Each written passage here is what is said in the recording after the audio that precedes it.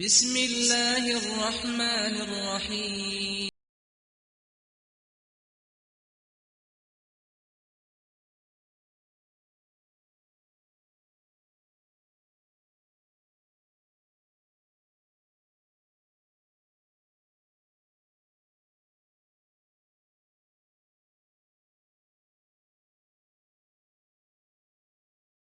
حضرات ناظرین صفحہ آن لائن، السلام علیکم ورحمۃ اللہ وبرکاتہ۔ آپ حضرات کے سامنے توحید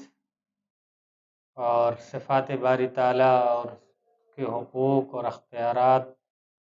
اور پھر اسماء حسنہ پر کئی درس پیش کیے جا چکے ہیں۔ آج انشاءاللہ الرحمن شرک جو ایک ناقابل معافی جرم ہے، اس پر انشاءاللہ تلاوت کی گئی آیت کی روشنی میں گفتگو کی جائے گی۔ اللہ تعالیٰ سے دعا ہے کہ اللہ تعالیٰ ہم سب لوگوں کو شرک خفی اس سے محفوظ رکھے اور ہر موقع پر اپنا جائزہ لینے کی توفیق عنایت فرمائے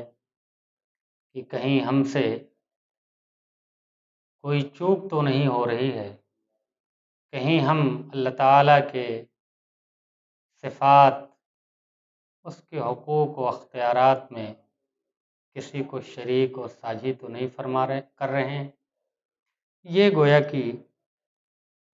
قابل توجہ چیز ہے ہم مسلمانوں کے لیے بھی۔ انہی احساسات کے تحت آج جو سورہ نساء کی آیت نمبر 48 آپ کے سامنے تلاوت کی گئی ہے، انشاءاللہ ترجمے کے بعد اس کی تشریح کی جائے گی۔ بے شک اللہ تعالی اس جرم کو معاف نہیں کرتا کہ کسی کو اس کا شریک ٹھہرایا جائے، اور اس کے سوا جس قدر گناہ ہوں وہ جس کے لیے چاہتا ہے معاف کر دیتا ہے، اور جس نے اللہ کے ساتھ کسی اور کو شریک ٹھہرایا، اس نے بہت بڑا بہتان تراشا اور سخت گناہ کی بات کی۔ حضرات، شرک یہ سب سے بڑا ظلم ہے،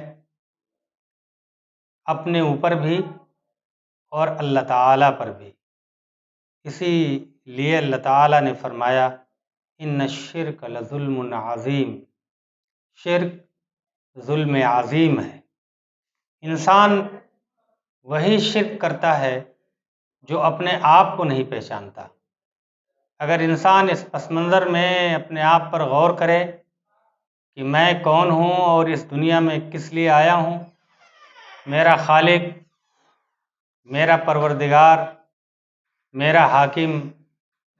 میرا آقا اور میرا مولا کون ہے، اور میری اس دنیا میں کیا حیثیت ہے، تو پھر وہ شرک جیسی قبیح اور گھناؤنا جرم نہیں کر سکتا ہے۔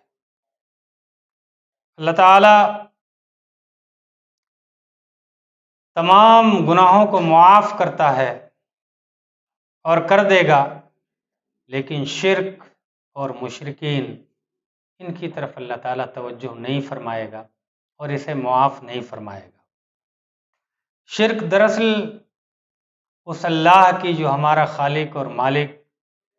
اور پروردگار ہے، جو اس کائنات کا فرمانروائے حقیقی ہے، اس کی ناشکری ہے، اس نے ہمیں پیدا کیا، ہماری ضروریات کا انتظام کیا، اور وہی ہمارے مشکل ترین چیزوں کو حل فرماتا ہے، اسی کے اختیارات میں سب کچھ ہے۔ اس حقیقی محسن کو بھول کر اور اس کے احسانات کو فراموش کر کے ہم جب جرم عظیم کرتے ہیں تو اللہ تعالی ہمیں اپنی نگاہوں سے گرا دیتا ہے۔ آپ سوچیں کہ جب ہم مشکل حالات میں گھرتے ہیں تو اس وقت ہم تمام سہاروں کو بھول کر اللہ تعالیٰ کی طرف رجوع کرتے ہیں اور اسی کے سامنے گڑ گڑاتے ہیں، اسی سے استعانت چاہتے ہیں اور اسی سے یہ امید رکھتے ہیں کہ وہ مشکل حالات سے نکال کر ہمیں اچھے حالات میں لائے گا۔ لیکن جب وہ خدا ہمارے اوپر کرم کرتا ہے، نوازش کرتا ہے اور ہمیں ان حالات سے نکال دیتا ہے جس میں ہم ہیں، تو پھر ہم اس خدا کو بھول جاتے ہیں اور اس کے ساتھ دوسروں کو پکارنے لگتے ہیں، دوسروں سے امیدیں وابستہ کرنے لگتے ہیں، دوسروں کو مشکل کشا، حاجت روا، فریاد رس سمجھنے لگتے ہیں۔ یہ ہمارا سنگین جرم ہوتا ہے۔ حضرات، ہم مسلمانوں کو بھی اس پر توجہ دینی چاہیے اور اس بات کو ذہن میں رکھنا چاہیے کہ جو محسن حقیقی محسن ہے، اس محسن کی ہم نافرمانی نہ کریں، اس کے اختیارات میں، اس کے حقوق میں کسی اور کو شریک اور ساجھی نہ کریں۔ آپ اس پہلو سے بھی شرک پر غور فرمائیں کہ شرک انسان کو وہ مقام جو اللہ تعالیٰ نے اسے عطا کیا ہے، اس مقام سے گرا لینے کا نام ہے۔ اللہ تعالیٰ نے انسان کو جتنی بھی چیزیں بنائی ہیں سب میں اشرف، سب میں افضل، یہاں تک کہ ملائکہ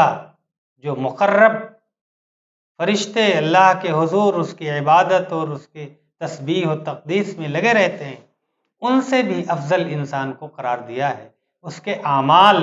اور اس کے کردار اور اس کے اخلاق اور اس کے معاملات کے پس منظر میں۔ اسی بنیاد پر حضرت آدم علیہ السلام کو تمام مخلوقات نے سجدہ کیا تھا۔ اس پہلو کو سامنے رکھتے ہوئے آپ دیکھیں کہ من یشرک باللہ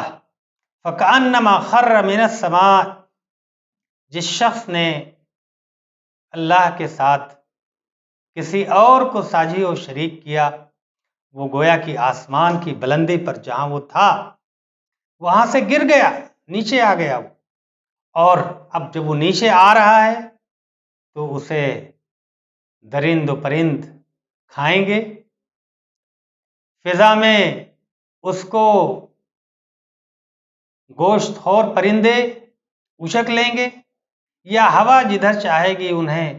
اڑا کر کے لے جائے گی اور دور دراز جگہوں پر ان کو ڈال دے گی، پھینک دے گی، پٹخ دے گی۔ یہ ایک آیت کا مفہوم ہے جو سورہ حج میں آیت نمبر 31 ہے۔ اللہ تعالیٰ نے اس میں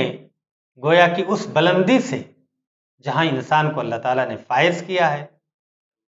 اگر انسان نے اللہ تعالیٰ کے ساتھ کسی کو شریک و ساجی ٹھہرایا تو اس مقام بلند سے گویا کہ وہ گر گیا،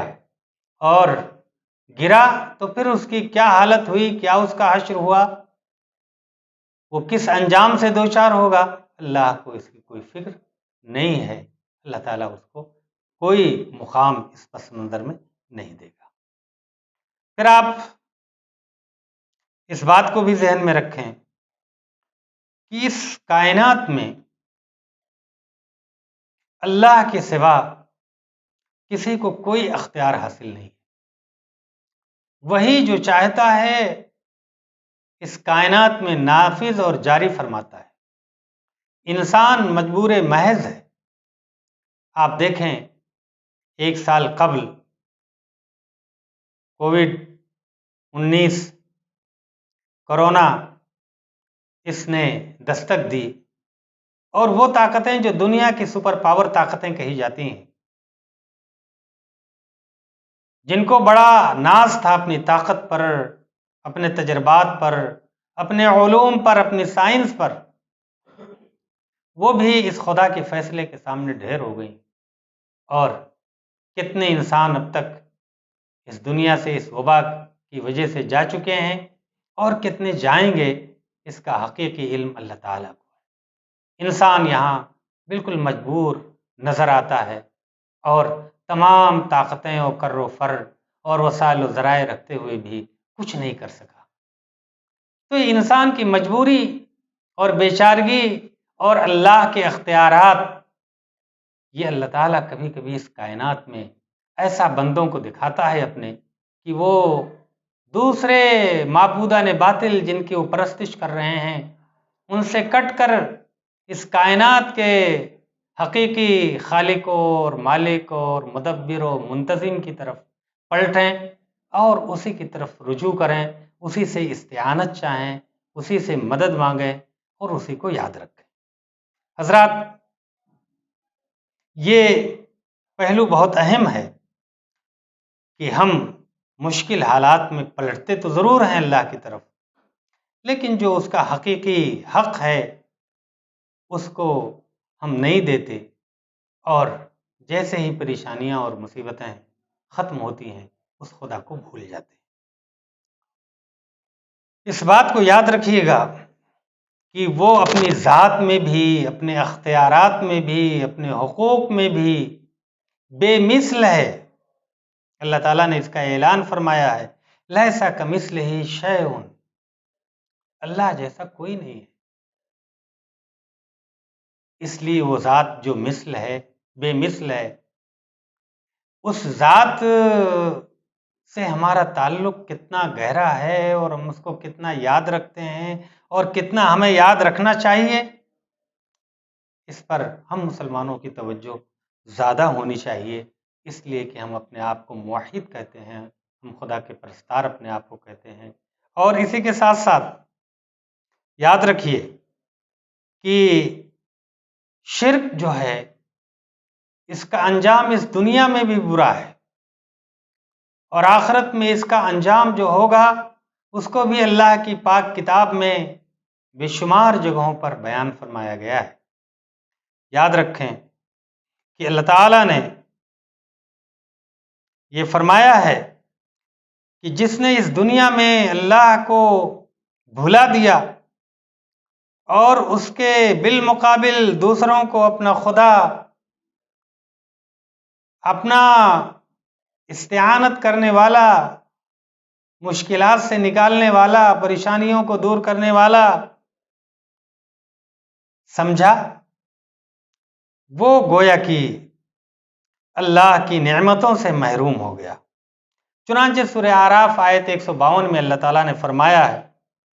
بسم اللہ الرحمن الرحیم، من یشرک باللہ فقد حرم اللہ علیہ الجنہ ومأواہ النار وما للظالمین من انصار۔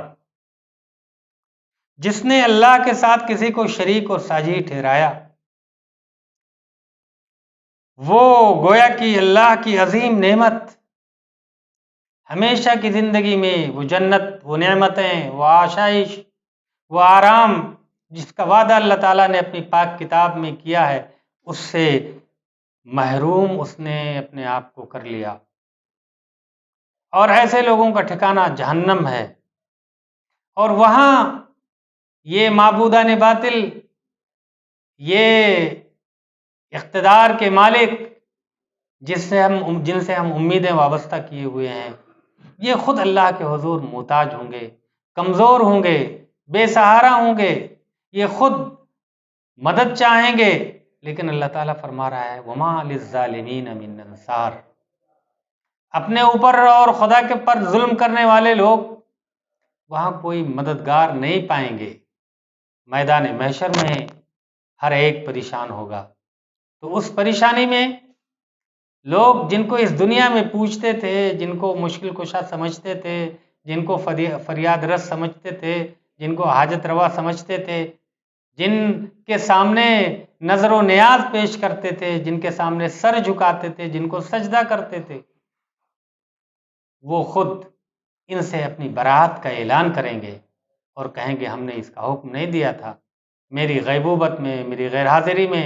ان لوگوں نے کیا کیا ہے اللہ میں خود نہیں جانتا، آپ ہی جانتے ہیں۔ حضرات، بعض روایتوں سے پتہ چلتا ہے کہ اللہ کے رسول نے فرمایا ہے کہ انسان اللہ تعالیٰ کی عدالت میں جب حاضر ہوگا تو اس کا جو دفتر عمل ہوگا اس میں 3 طرح کے اس کے جرائم پائے جائیں گے۔ ایک شرک، اللہ تعالیٰ مشرکین کی طرف نہ توجہ فرمائے گا، نہ ان کے شرک کو معاف فرمائے گا، ان کا ٹھکانہ جہنم ہوگا۔ دوسرا عمل بندوں کے حقوق کے سلسلے میں ملتا ہے کہ نامہ اعمال میں ایسا اندراج ہوگا کہ انہوں نے فلاں کا حق مارا تھا، فلاں پر الزام اور بہتان تراشا تھا، فلاں پر ظلم کیا تھا، فلاں کو ناحق قتل کیا تھا۔ اللہ تعالیٰ ان کی فریاد کو سنے گا اور ان کی نیکیاں لے کر کے جو کچھ ہوں گی وہ ان کو دے گا، اور اگر نہیں ہوگی تو ان کی غلطیاں ان کے سر پہ ڈال دے گا۔ اور تیسرا عمل وہ ہوگا کہ جس کا اللہ تعالیٰ بہت خیال نہیں کرے گا، یعنی اس میں درگزر کا معاملہ اللہ تعالیٰ فرمائے گا۔ تو یہ 3 طرح کے اعمال ہوں گے، دفتر ہوں گے جو حشر کے میدان میں لوگوں کے سامنے اللہ تعالیٰ کے سامنے پیش کیے جائیں گے۔ اب اللہ تعالیٰ نے فرمایا کہ میں شرک کے علاوہ تمام گناہوں کو معاف کر دوں گا۔ ان اللہ لا یغفر ان یشرک بہ، اس وقت جو آیت میں نے آپ کے سامنے تلاوت کی ہے سورہ نساء کی،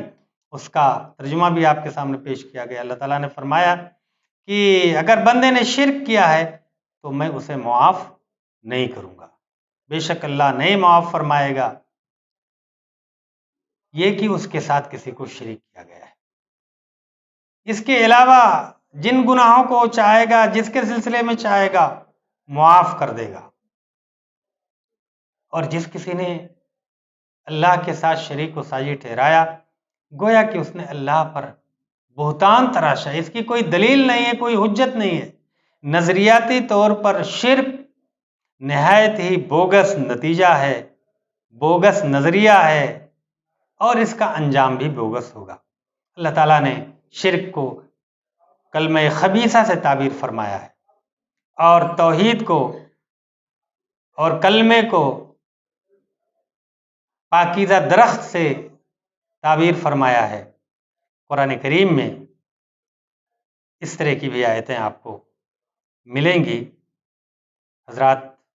سورہ ابراہیم کو دیکھیں جہاں یہ بات بتائی گئی ہے، تو انشاءاللہ تعالی شرک کے انجام اور اس کی بے ثباتی اور اس کی کمزوری کی حقیقت اور واضح ہوگی۔ اللہ تعالیٰ مجھے آپ سب حضرات کو اس کی توفیق عطا فرمائے کہ ہم اس پہلو سے اپنا جائزہ لے سکیں کہ کہیں ہم سے کہیں ایسی چوک تو نہیں ہو رہی ہے کہ ہم اللہ تعالیٰ کے حقوق میں کسی اور کو شریک اور ساجی ٹھہرا رہے ہیں۔ اللہ تعالیٰ ہمیں اور آپ سبھی حضرات کو اس سے محفوظ رکھے۔ وآخر دعوانا ان الحمد للہ رب العالمین وما علینا الا البلاغ۔